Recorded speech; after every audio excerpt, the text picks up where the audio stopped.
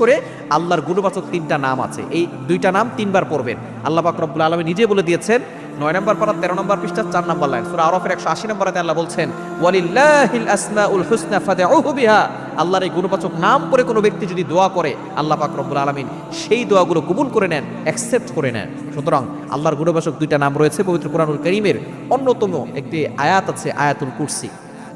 আয়াতুল কুরসির ভিতরে এতটা ফজিলত, সর্বশ্রেষ্ঠ আয়াতের নাম হচ্ছে আয়াতুল কুরসি। 3 নম্বর পারা 1 নম্বর পৃষ্ঠার 8-9 নম্বর লাইন সূরা বাকারা 255 নম্বর আয়াতের একটি অংশ। আল্লাহু লা ইলাহা ইল্লা হুয়াল হাইয়ুল কাইয়্যুম, আল হাইয়্যু আল কাইয়্যুম, ইয়া হাইয়্যু ইয়া কাইয়্যুম। এটা হচ্ছে আল্লাহ তাআলার ইসমে আজম নাম, গুণবাচক নাম। আপনি যখনই মুনাজাত করবেন আগে দুরূদ শরীফ পড়ে নেবেন। মুনাজাত করে আপনি 3বার পড়বেন ইয়া হাইয়্যু ইয়া কাইয়্যুম, ইয়া হাইয়্যু ইয়া কাইয়্যুম, ইয়া হাইয়্যু ইয়া কাইয়্যুম। 3বার পরে এরপর আপনি আল্লাহর কাছে দোয়া করবেন। দেখবেন আল্লাহ তাআলা আপনার সকল দোয়াগুলো কবুল করবেন। আল্লাহ পাক রব্বুল আলামিন আপনার সকল চাহিদাগুলো পূরণ করে দিবেন।